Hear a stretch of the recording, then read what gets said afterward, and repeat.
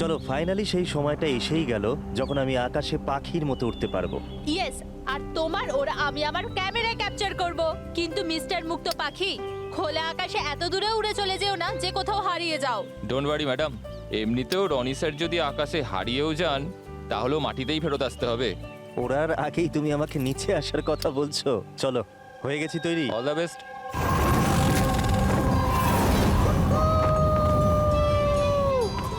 Yes, this is so much fun! Oh my god! Yes, come on, keep going, keep going. Arya, I love you! Roni, I love you two.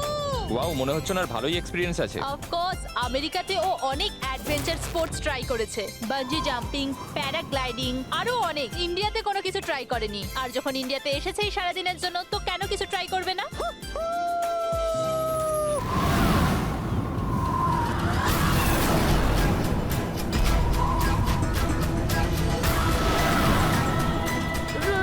রনির কিছু হয়েছে। জন, রনির কিছু হয়েছে, দেখো।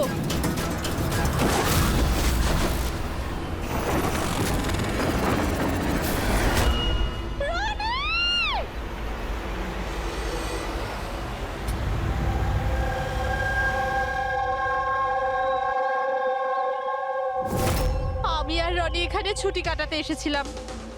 আমি কি করে জানবো এটাই রনির জীবনের শেষ দিন হবে? দেখো, আমরা জানি এই সময়টা খুব কঠিন, কিন্তু প্লিজ ভেঙে পড়ো না। আমি এবার নিউ ইয়র্কে গিয়ে ওর বাবাকে কি জবাব দেবো? আমরা একসাথে এসেছিলাম, কিন্তু ফিরে যাব একা। আপনি কাউকে সন্দেহ করেন কে মারতে পারে রনিকে? স্যার, রনিকে কেউ কেন মারবে? আমরা তো এখানে কাউকে চিনিও না।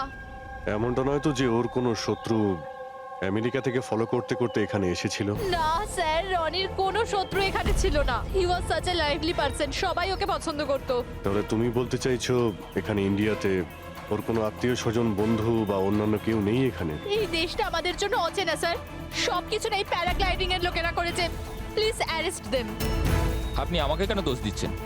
এটা আমাদের রুজি রুটির ব্যাপার, আমি কেন মারতে যাব ওনাকে? তাহলে কে মেরেছে রনিকে? স্যার, এটা তো আমিও বুঝতে পারছি না। 3000 ফুট উচ্চতায় গুলি কি করে চললো? কেই বা চালালো? তাহলে রনি 3000 ফুট উঁচুতে উঠছিল?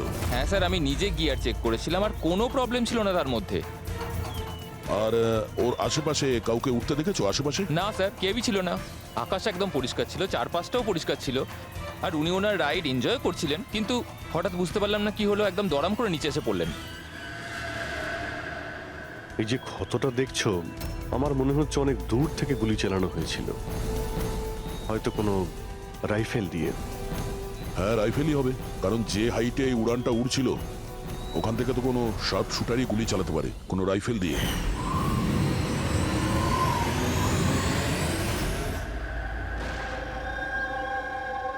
এখানে আশেপাশে কাউকে বন্দুক বা রাইফেল নিয়ে দেখেছিলে কাউকে? এখানে বন্দুক আনা অ্যালাউ নয় স্যার।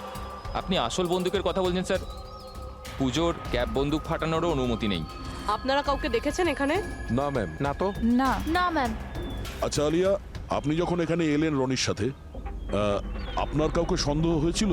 মানে কেউ আপনাদের ফলো করছে, এমন কোনো লোক যে গন্ডগোলের মনে হচ্ছে? না স্যার, এরকম তো কেউ ছিল না।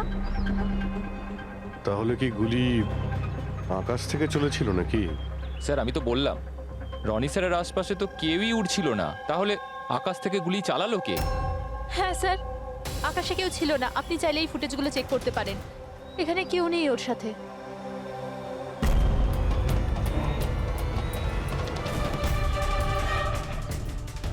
এই ফুটেজে তো রনির আশেপাশে তো দূরে দূরেও কাউকে দেখা যাচ্ছে না। স্যার, নিচে থেকে ওপরে তো কেউ গুলি চালায়নি। ইনি বলছেন যে যখন ও ওপরে উঠছিল কেউ ওর আশেপাশে ছিল না, ওপর থেকেও কেউ গুলি করতে পারবে না। আমার মাথায় এটা ঢুকছে না কে কোথা থেকে গুলি চালালো আর কিভাবে, বুঝতে পারছি না স্যার। অদ্ভুত ব্যাপার তো, ওর কোনো শত্রু নেই, তাহলে ওকে খুন করার জন্য এরকম প্ল্যানিং কে করতে পারে? কেসটা খুব জটিল মনে হচ্ছে। কোনো বাঁকা লোককে এখানে পাঠিয়ে দিই, বাঁকা প্রমাণ, হয়তো সে কিছু পেতে পারে।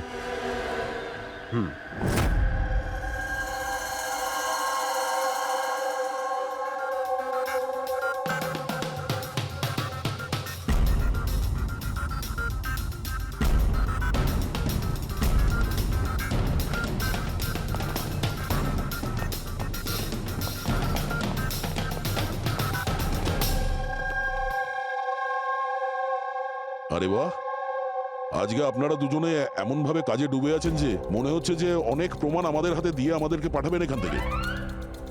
অনেকগুলো প্রমাণ, হ্যাঁ, আর যদি একটাও না পাওয়া যেত? সোজা করে বলো না, কোনো প্রমাণ পাওনি, খুঁজে দেখোনি? ডক্টর সালুকে ওই গুলির ব্যাপারে কিছু জানতে পারেননি? আপাতত এইটুকু জানতে পেরেছি ভাই, ওপর থেকে কোনো ইউএফও গুলি চালিয়েছে। শালুকে তুমি না কোনোদিনই সোজাসুজি করে কথা বললে না। আরে এটা কি, এটা বোঝাও, আমাকে বোঝানোর জন্য এরকম করেছো? হ্যাঁ, বলো। এ দেখো বস, রনি মাটি থেকে 3000 ফুট উঁচুতে উঠছিল, আর ওর গুলিটা লেগেছে তার ওপর থেকে প্রায় 1000 ফুট উঁচু থেকে। আর এই গুলিটা 60 ডিগ্রি অ্যাঙ্গেলে এসে গায়ে লেগেছে। আমার তো ভেবেই কেমন যেন মাথাটা ঘুরছে। আকাশের উপর থেকে কে গুলি চালাতে পারে ওর উপর? এটা কিভাবে সম্ভব? এখনো হয়নি, আরো বাকি আছে বস। এই গুলিটা প্রায় 3 কিলোমিটার দূর থেকে ছোড়া হয়েছে। ভারী অবাক কাণ্ড, তাই না দয়া? 3 কিলোমিটার দূর থেকে গুলি চালানো হয়েছে। 60 ডিগ্রি অ্যাঙ্গেলে রনির গলার ভেতর ঢুকে যায় আড়াআড়ি। তার মানে রাইফেলটা খুব পাওয়ারফুল ছিল মনে হয়। একদম ঠিক বস, রাইফেলটাও পাওয়ারফুল ছিল, আর গুলি যে চালিয়েছে তারও হাতটা পাকা। এত উঁচুতে হাওয়া খুব জোরে প্রবাহিত হয়, আর টেম্পারেচারও কম বেশি হতে থাকে। তবুও লক্ষ্যটা মিস করেনি, একদম নির্ভুল পয়েন্টে গিয়ে লেগেছে। গুলি যে চালিয়েছিল খুব পাকা খেলোয়াড়, ডক্টর, সব শুটার। একদম। আর এইরকম শার্প শুটার সহজে তো পাওয়া যায় না যে এই কাজটা করে দেবে। কিন্তু স্যার, আমরা সমস্ত ভিডিও দেখেছি। যখন রনি আকাশে ছিল তখন ওর আশেপাশে কোনো প্যারাসুট বা চপার ছিল না স্যার। আকাশ একদম পরিষ্কার ছিল। সেটাই তো বুঝতে পারছি না যে ওই কিলার কোথা থেকে গুলিটা চালিয়েছিল, অথচ আকাশটা পরিষ্কার ছিল। ও কি মেঘের আড়ালে লুকিয়েছিল? আর স্যার ওই গুলিটার থেকে কি জানতে পারলাম? কিচ্ছু পাওয়া যায়নি পুরবি। আমি ব্যালিস্টিক ডিপার্টমেন্টের পুরো ডেটা চেক করেছি, এরকম গুলির তো কোনো রেকর্ডই নেই। স্যার, এই গুলিটা নিশ্চয়ই কাস্টমে বানানো হয়েছে। হ্যাঁ, নিজের মতন গুলিটা বানিয়েছিল। এমন গুলি যেটা 3 কিলোমিটার দূর থেকে চালানো যায় আর সোজা গিয়ে টার্গেটে হিট করে। আর স্যার, এই গুলিটা যখন এত শক্তিশালী, তো এর রাইফেলটাও বেশ স্পেশাল হবে। হ্যাঁ, এক কাজ করা যাক, গুলিটাকে ব্যালিস্টিক ডিপার্টমেন্টে যাচাইয়ের জন্য পাঠাই, দেখি কি রিপোর্ট আসে। আর সে যেই হোক, এত উপরে চলে গিয়েছিল খুন করার জন্যে, এবার ওকে তো মাটিতে নামতেই হবে।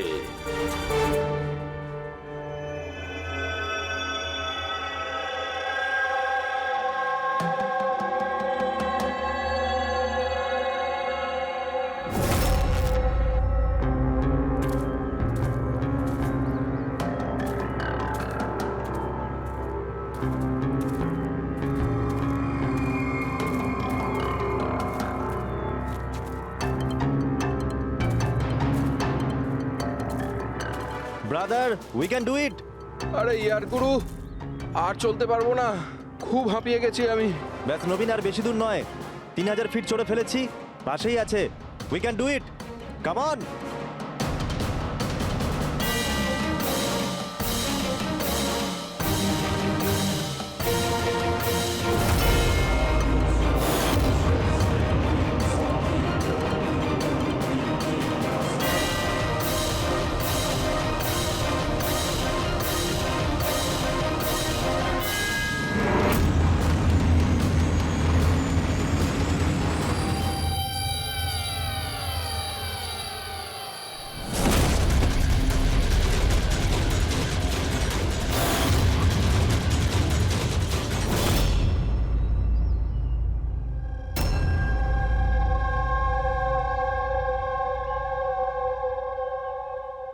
এমন মনে হচ্ছে যে রনির মার্ডারের ফটোকপি দেখছি। 3000 ফিট উপরে ঠিক ওরকমই গুলি মেরেছে, মাথার পেছনে। একেও একইভাবে গুলি চালিয়েছে। আচ্ছা, তোমরা যখন ট্রেকিং করছিলে, এই হিতেনের পিছনে কেউ কি ছিল? না স্যার, হিতেনই সবার পিছনে ছিল স্যার। স্যার, এই দেখুন ফুটেজ। স্যার, এটা ওই জায়গায় যেখানে এই সব কিছু হয়েছে। অদ্ভুত তো, পিছনে তো খোলা আকাশ রয়েছে, এমন কোনো জায়গা নেই যেখান থেকে গুলি করা যায়। তাহলে ওর গুলি লাগলো কি করে? দুটো কেসেই ধরা যাচ্ছে না যে গুলি কোথা থেকে চলেছে। স্যার একদম ঠিক বলছেন। আকাশ থেকে কোনো কাক বা পায়রা কি করে গুলি চালায়? এই গুলিটা চালালো কে? আর এই দুটো গুলি 24 ঘন্টার মধ্যেই চলেছে। আমার মনে হয় এই দুটো কেসের মধ্যে কোনো না কোনো কানেকশন আছে। আচ্ছা, এই ইথেন কি কাজ করতো? স্যার কলেজ স্টুডেন্ট ছিল স্যার, মুম্বাই গ্র্যাজুয়েশন করতে এসেছিল স্যার। ট্রেকিং এর অনেক শখ ছিল ওর। অভিজিৎ, বুঝতে পারছি না যে কেউ একজন কলেজ স্টুডেন্টকে মারার জন্য এত প্ল্যান করবে কেন। সেটাই তো, প্রথমে রনি আর এখন এই হিতেন। তবে আকাশ থেকে তৃতীয় গুলিতে অন্য কেউ মারা যাওয়ার আগে এই খুনিকে ধরতেই হবে খুব তাড়াতাড়ি। গত 24 ঘন্টায় দুটো খুন হয়েছে, দুটোই যুবক, আর দুজনকে মারার পদ্ধতিও অদ্ভুত। অদৃশ্য খুনি। স্যার দুজনেরই মৃত্যু হয়েছে অ্যাডভেঞ্চার স্পোর্টস করতে গিয়ে। মাটি থেকে 1000 ফুট ওপরে মেরেছে স্যার। কিন্তু স্যার ভাবার বিষয় এটাই যে খুনি এই অ্যাডভেঞ্চার স্পোর্টের সময়টাই কেন বাঁচলো এদেরকে মারার জন্য? ও তো ওদের যে কোনো সময় মারতে পারতো। এত লম্বা প্ল্যান দুটো বাচ্চাকে মারার জন্য? শুধু প্ল্যানিংটাই বড় ছিল না দা, গানটাও বড় ছিল। এই যে এইরকম। এটা কি রাইফেল স্যার? এটা হলো PX-65 রাশিয়ান গান। এটা লং রেঞ্জ। এইরকম বন্দুক দিয়ে মারা হয়েছে। ডক্টর সালুকে, এই বন্দুকটা দিয়ে 3 কিলোমিটার দূরে টার্গেটে কি হিট করা যায়? হ্যাঁ ফ্রেডি, শুটিং রেঞ্জে আমি এটা ট্রাই করে দেখেছি। এর রেঞ্জ 3 কিলোমিটারের বেশিই আছে। এরকম বন্দুক তো হয় মিলিটারিদের কাছে থাকবে, আর না হলে উগ্রপন্থীদের কাছে। ঠিক বলেছো বস। আর সেই জন্য আমার মনে হয় এটা শুধুমাত্র মার্ডারের ব্যাপার নয়, বড় ধরনের অপরাধ হতে চলেছে, লার্জ স্কেলে। স্যার, একটা কাজ করো, দিল্লিতে যাও আর ইন্টেলিজেন্স ব্যুরো থেকে খোঁজ নাও যে এরকম বন্দুক কাদের হাতে থাকতে পারে আর সেটা কিভাবে।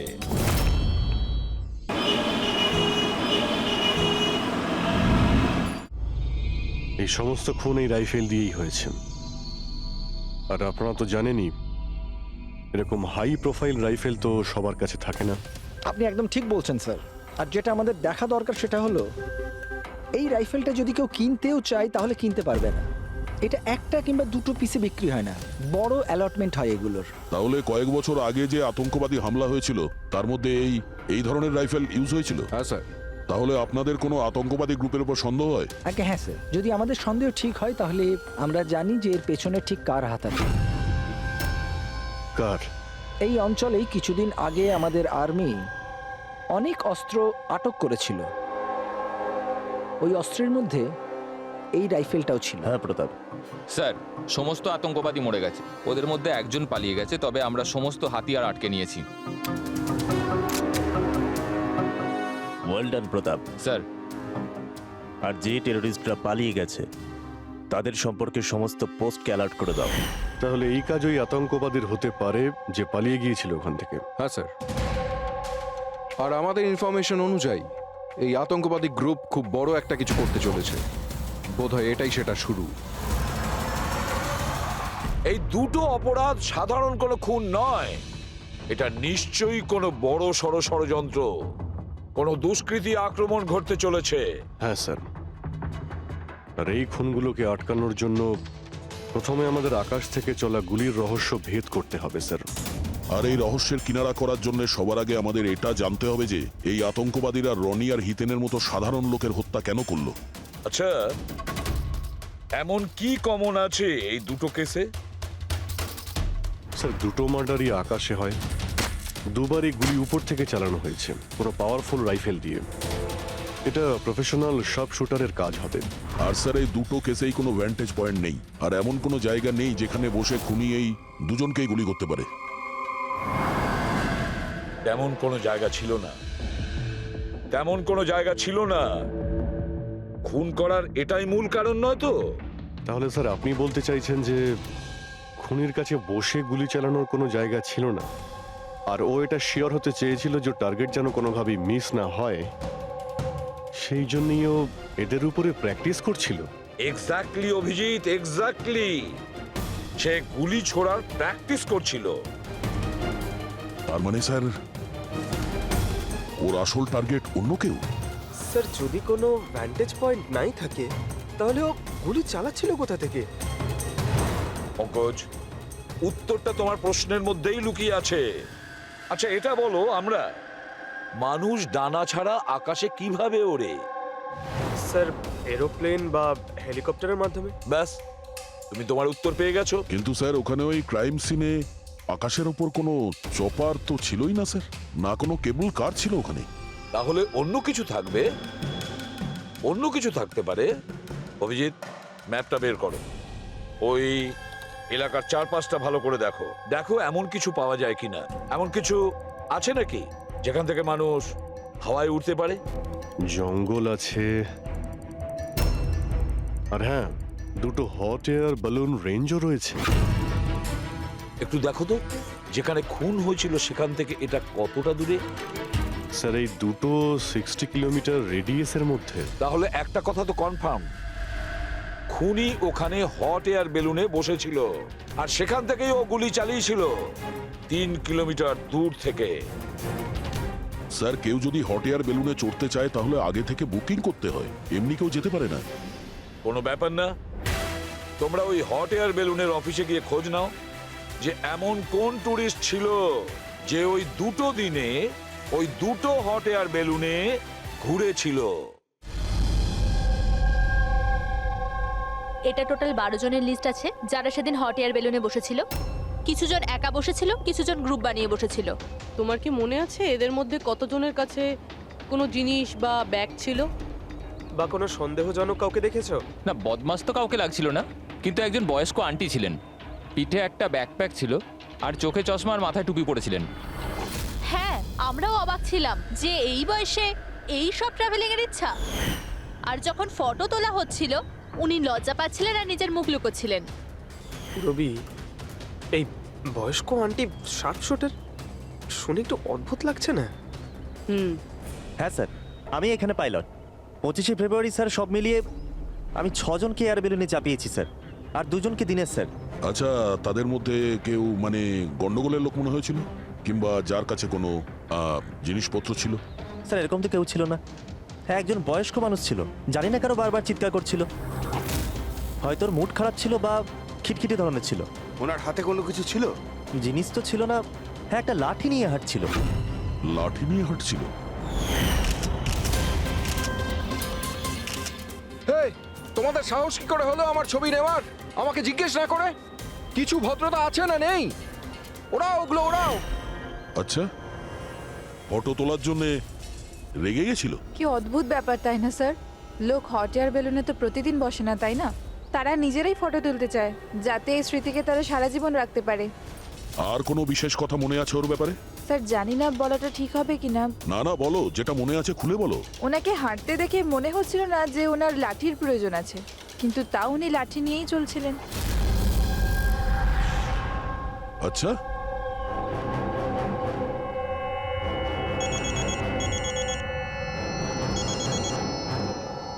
হ্যাঁ স্যার।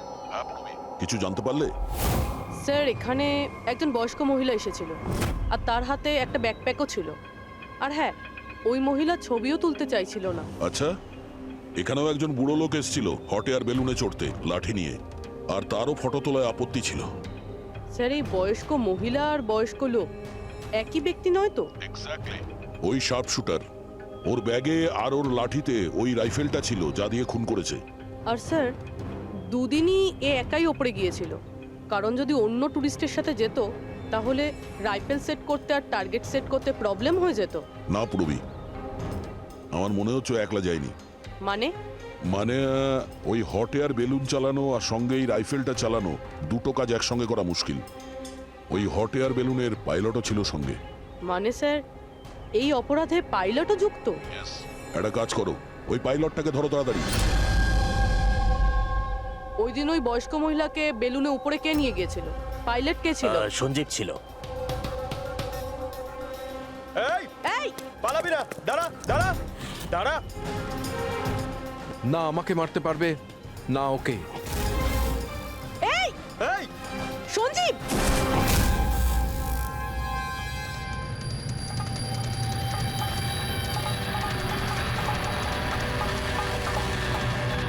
আরে তো প্রাণ দেওয়ার জন্য একদম তৈরি ছিল। এটা কোনো ছোটখাটো মার্ডার নয় পঙ্কজ, অনেক বড় মিশন। যদি তাড়াতাড়ি আটকানো না যায় তাহলে বড় সড়ো বিপদ হবে। আচ্ছা গীতা, 24শে ফেব্রুয়ারি যে লোকটা গ্রুপে যেতে চাইছিল না, একলা যেতে চাইছিল, ওর পাইলট কে ছিল? কে নিয়ে গেছিল? সোলো ট্রাভেলারকে তো দিনেশ নিয়ে গিয়েছিল। অদ্ভুত ব্যাপার দিনেশ, এতক্ষণ ধরে চুপ করে আছো, কিছু বলছো না কেন? তোমরা আমাকে ধরতেই পারবে না।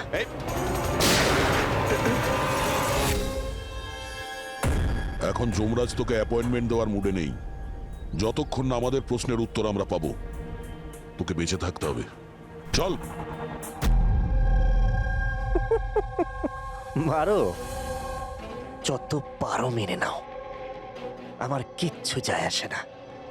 আর তাছাড়া তোমাদের এই আইনের কমজোরি থাপ্পড়ে এত শক্তি নেই যে আমার অপরাধের মজবুত হাড়কে গলাতে পারবে, বুঝলে? তোমার ওপর যদি টর্চার করতেই হতো তাহলে ওর জন্য তো 2 মিনিটের কাজ আমাদের কাছে। কিন্তু তারপর মনে পড়ে তোমার পরিবারের কথা, তোমার বোন। পরের মাসে ওর বিয়ে না? কেমন লাগবে ওর যে ওর বিয়ে হচ্ছে আর বিয়ের পরে ওর ভাই এই পৃথিবীতে নেই? হ্যাঁ, আর তোমার মা প্রত্যেক মাসে খরচার জন্য টাকা পয়সা পাঠাও না? তোমার মৃত্যুর পর কে খেয়াল রাখবে তার? কিছু ভেবেছো এ ব্যাপারে? হ্যাঁ, না। চলো, এখনো সুযোগ আছে। রাজ সাক্ষী হয়ে যাও। কথা দিচ্ছি তুমি জেলে যাওয়ার পরে তোমার মায়ের খেয়াল আমরা রাখবো। সত্যি? মানে পুরো খেয়াল রাখবে? পুরো খেয়াল? হ্যাঁ, তোমার মায়ের পুরো খেয়াল রাখা হবে। তুমি শুধু এটা বলো কার জন্য কাজ করো, তোমার বসের নাম কি? বলে দেবো? সত্যি বলে দেবো? হ্যাঁ বলো। আমি যার জন্য কাজ করি না, যে আমার বস, স্যার, তার নাম হলো এসিপি প্রদ্যুম্ন।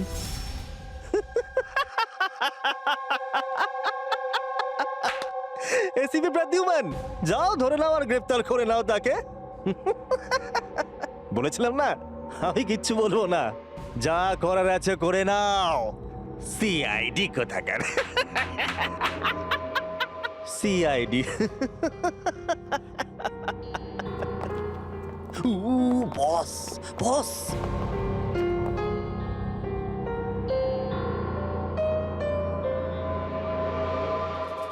কোনো ব্যাপার না, কিচ্ছু বলতে হবে না।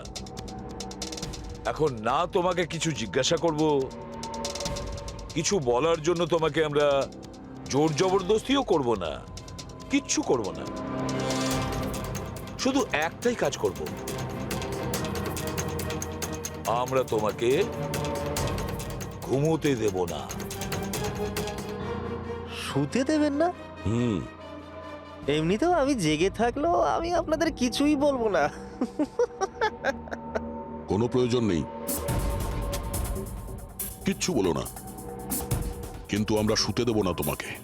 ওকে ভাই দয়া, আমি এটা শুনেছিলাম যে মানুষ কোনো কিছু না খেয়ে অনেক দিন সার্ভাইভ করতে পারে, কিন্তু না ঘুমিয়ে কত কষ্ট হবে এই বেচারার। তোর বাঁচাটা খুবই মুশকিল, আমি এসব দেখতে পারবো না।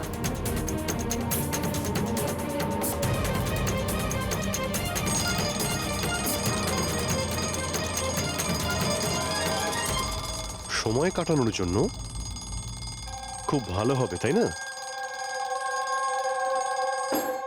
তোর জীবনের শেষ মুহূর্তগুলো তুই এই কাঁটার সঙ্গে গুনতে থাকবি, ঠিক আছে? Thank you. ওকে ঘুমোতে দিও না।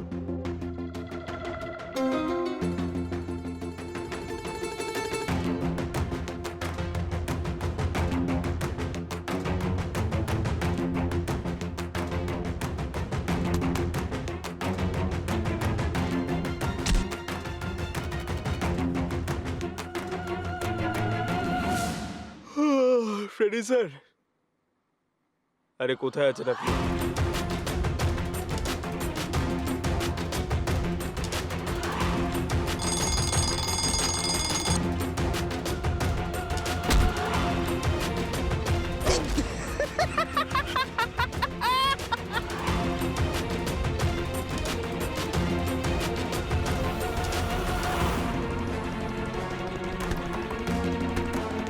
যতক্ষণ না মুখ খুলবি চোখের পাতা এক করবি না, বুঝলি? 5 মিনিটের জন্য নয়।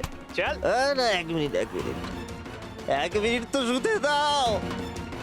1 সেকেন্ড, শোবো না একদম, শোবো না একদম। এই, শোবো না আমি।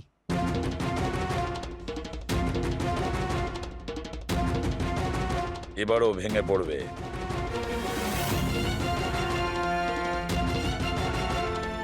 সবকিছু বলতে বাধ্য হবে।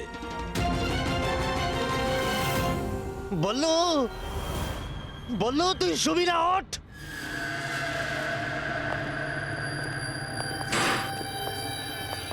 এই ঘুমোতে চাস? আরে ওকে একটু ঘুমোতে দাও। কি প্রবলেম তোমাদের?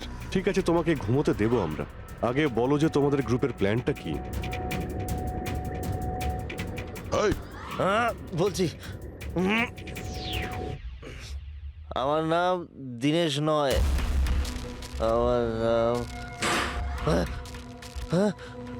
আমার নাম বল্লু। দীনেশ নয় আমার নাম। আর আমাকে স্পেশালি এই মিশনের জন্য তৈরি করা হয়েছিল। আর যে 2টো মার্ডার হয়েছিল না, ওটা প্র্যাকটিস ছিল। আমাদের আসল মিশন হলো ওকে মারা। আর ওই যে ওকে কি যেন নাম, স্টিভ মার্টিন। ওই শান্তির দূত যে সম্প্রতি ভারতবর্ষে এসেছে দেশে শান্তির বার্তা নিয়ে, যাতে সমগ্র বিশ্ব এই বার্তাকে সমর্থন করে, যাতে উগ্রপন্থীরা শেষ হয়। এসিবি, আমরা চাই না যে আতঙ্কবাদ কখনো শেষ হোক। আর স্টিভ মার্টিন তো মরবেই, তোমরা কিচ্ছু করতে পারবে না। আর যদি তোমরা বাঁচিয়েও নাও না, আমরা স্টিভ মার্টিনকে খতম করে দেবো একেবারে। আমাদের যে শার্প শুটার আছে না, একদম পাক্কা নিশানা তার। কোথায় মারবে ওকে আর কখন? বল। ও যখন কনফারেন্সে ভাষণ দেবে না, ওটাই সব থেকে সঠিক সময়। ওরাই সব থেকে সঠিক সময় হবে। ওই সময় ওর আশেপাশে কোনো সিকিউরিটি থাকবে না। আর যে কনফারেন্সটা আছে না, ওটা বিল্ডিং এর ছাদেতে হবে। তো ওই হট এয়ার বেলুনেতে আমাদের শার্প শুটার যাবে আর ওখানেই গুলি মারবে। কনফারেন্স ঘন্টাখানেকের মধ্যে শুরু হবে। এখন তাড়াতাড়ি ওখানে আমাদের পৌঁছতে হবে। আরে তোমরা যতই চেষ্টা করে নাও, বাঁচাতে পারবে না ওকে। আর হ্যাঁ, তোমরা যদি বাঁচিয়েও নাও না, তাহলে আমরা আবার প্ল্যান করব, দ্বিতীয়বার মারবো। কে মারবে? কিরকম দেখতে ও? আরে আমি ওর মুখ দেইনি এখনো পর্যন্ত। যখনই আসে ছদ্মবেশে আসে। তোমরা কি একে হসপিটালে নিয়ে যাও তাড়াতাড়ি। স্যার, আমরা কি হট এয়ার বেলুনটা আটকাতে পারি না যতক্ষণ এই কনফারেন্স শেষ হচ্ছে? না ফেডরিক, এই সব কিছু বন্ধ করা যাবে না। আজকে আটকালে কালকে অন্যরকম প্ল্যান করবে।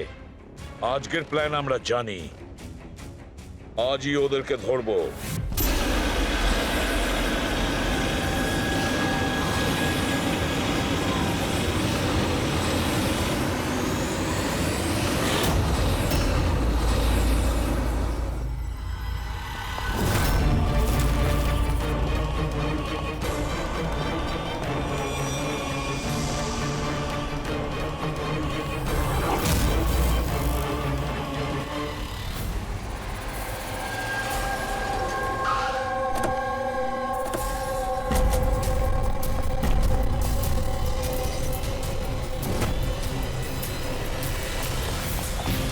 সিআইডি।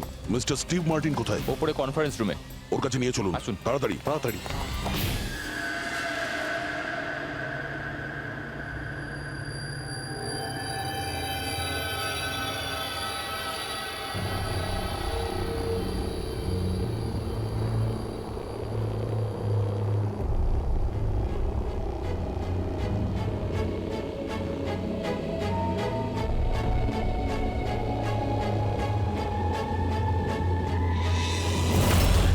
স্যার এখানে 4টে বেলুন আছে, দুটো ওপরে আছে আর দুটো রেডি হচ্ছে। আমার সামনে যে বেলুনটা আছে স্যার, ওতে একটা কাপল আছে আর ওই ছেলেটার কাছে ব্যাকপ্যাক আছে। নজর রাখো ওদের উপরে। কারা কারা আসছে, কারা কারা যাচ্ছে, সবাইকে ফলো রেখো, ওকে?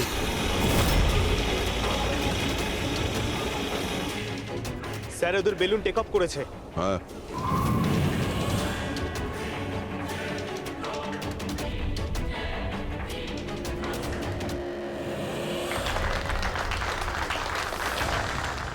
এই দুনিয়াতে টেরোরিজম কেন আছে, এই প্রশ্নটা আমাদের জানা দরকার। আর এই টেরোরিজম তখনই বন্ধ হবে যখন সব দেশ একসাথে ভাই ভাই হয়ে থাকবে। টেরোরিজমকে আমাদেরকে গোড়া থেকে উপরে ফেলতে হবে।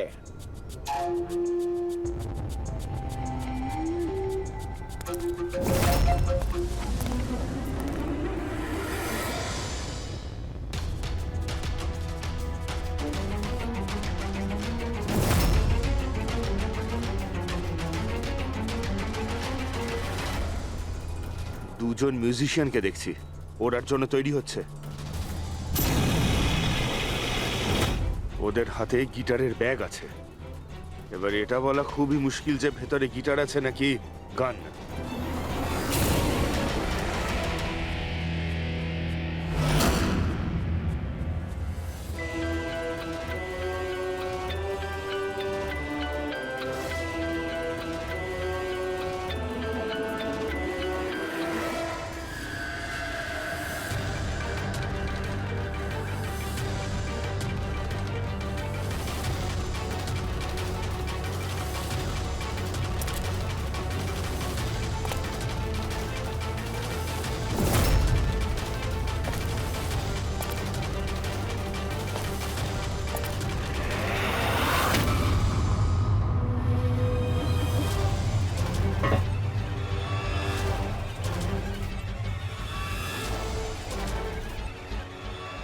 স্যার আরও একটা লোক এসছে, ওর কাছে একটা ব্যাকপ্যাক আর একটা ক্রাচ রয়েছে।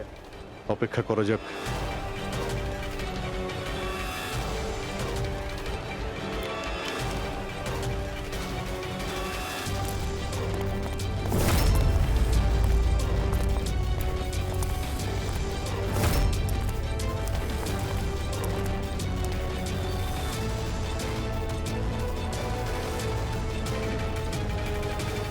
স্যার ক্যামেরা ক্রু এসেছে, ওদের কাছে আবার দুটো ব্যাগ।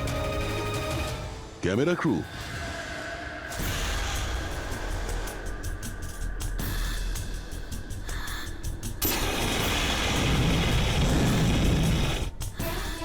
ওদের দিক থেকে নজর সরিও না, নজর রাখো ওদের উপরে।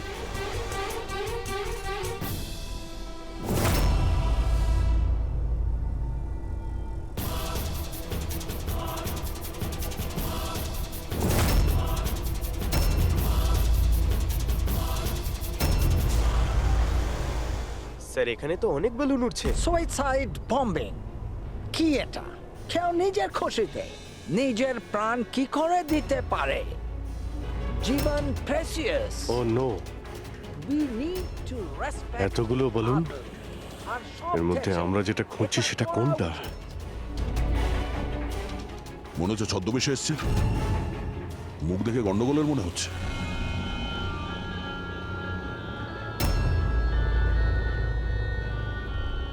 দয়া, ওই দুটোর উপর নজর রাখো। আমরা যেন সব সময় একটা কথা মনে রাখি, ওয়ার্ল্ড ওয়ার 1 আর ওয়ার্ল্ড ওয়ার 2। এটা তো গিটার। হচ্ছে কি এখানে? উপরে গিয়ে এরা মিউজিক বাজাবে নাকি? বাকি সমস্ত বেলুন তো চলে গেছে, একটাই আছে। মানে স্যার খুনি এই বেলুনের মধ্যেই রয়েছে? Wait and watch. মানে স্যার, খুনি এই বেলুনের মধ্যেই রয়েছে? এরা তো নিজেদের জায়গা থেকে নড়ছে না। Camera crew.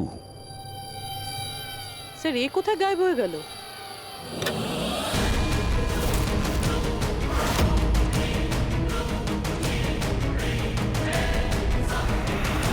স্যার, এর কাছে তো রাইফেল রয়েছে, যেমনটা সালুমকে স্যার বলেছিল। অভিজিৎ,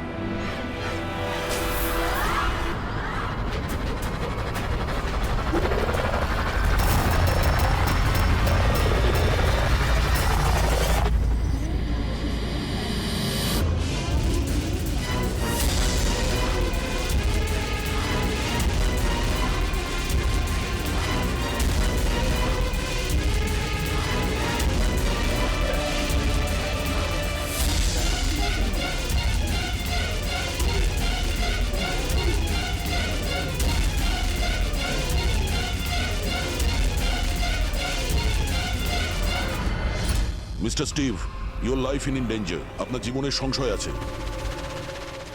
তাহলে কি করবে? We have a plan. Thank you সিয়াজি। যদি আজকে আপনারা ঠিক সময় না আসতেন, আমি বেঁচে থাকতাম না। দেখুন, বিপদ কিন্তু এখনো কাটেনি, ঠিক আছে? এখনো খুনিকে ধরতে পারেনি, সেই জন্য be safe, be careful. Okay. Freddie, Pankaj, ওই বেলুনে নজর রাখো, চোখের বাইরে যেন না যায়। হ্যাঁ স্যার, আমরা বেলুনটাকে ট্র্যাক করছি।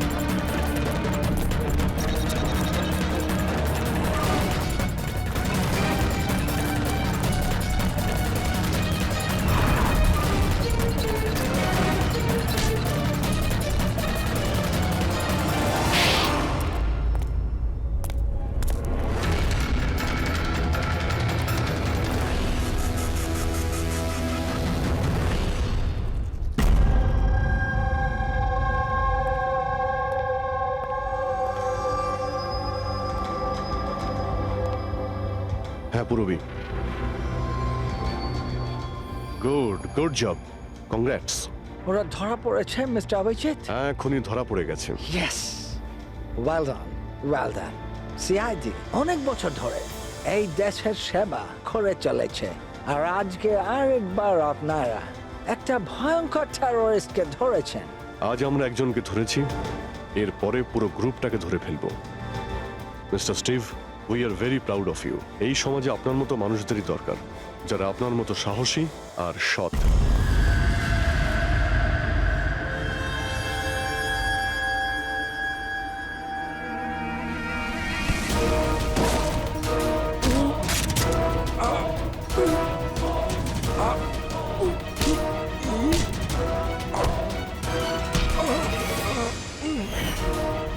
তাহলে তুমি ছদ্মবেশে রনি আর হিতেনকে মেরেছো। তোমার মতো একজন সাপ শুটার জেলের ভাত খেয়েও ফাঁসির অর্ডার আসার আগে পর্যন্ত। তোমার কি মনে হচ্ছে তোমরা আমাকে ধরে নিয়েছো তো স্টিভ প্রাণে বেঁচে যাবে? কখনো নয়। আমাদের ক্ষমতা এত বেশি যে তোমাদের আইন এটা খুঁজতে খুঁজতে হাঁপিয়ে যাবে, কিন্তু আমরা শেষ হব না। শেষ হবে তোমাদের এই দেশ। শোন ছারপোকা, আমাদের দেশের উপর অনেকে খারাপ নজর দিয়েছে, আবার চলেও গেছে। জানিস আমাদের দেশ কত বছর স্বাধীন হয়েছে? ৭৪ বছর। আর এই ৭৪ বছরে আমাদের দেশের জওয়ানরা জানি না কত আতঙ্কবাদীকে মেরেছে।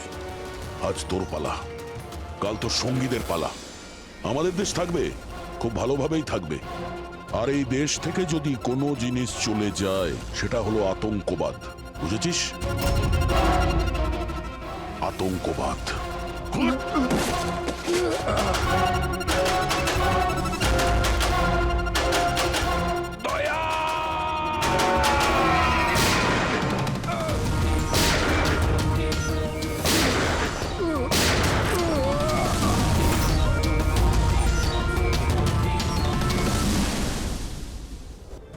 আতঙ্কবাদী পিঠেই গুলি মারবি, আমরা এখানে গুলি খাই, এখানে।